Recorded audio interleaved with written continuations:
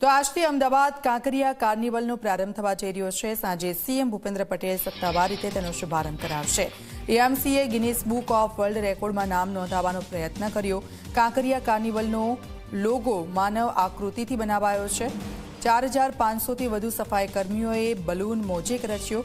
હાથમાં બલૂન રાખીને કાર્નિવલનો લોગો બનાવ્યો છે।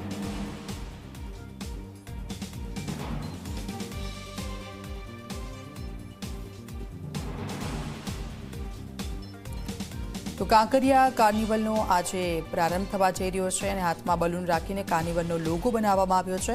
4500થી વધુ સફાઈ કર્મીઓ છે આ મોઝેકમાં જોડાયા હતા। સીએમએ કાંકરિયા કાર્નિવલનો પ્રારંભ કરાવશે। તો કાંકરિયા કાર્નિવલની શરૂઆત થવા જઈ રહી છે। અલગ અલગ કાર્યક્રમો પણ યોજાવાના છે અને તેને લઈને આપ જુઓ એક મોટો લોગો 4500 કર્મચારીઓ છે તેમણે બનાવ્યો।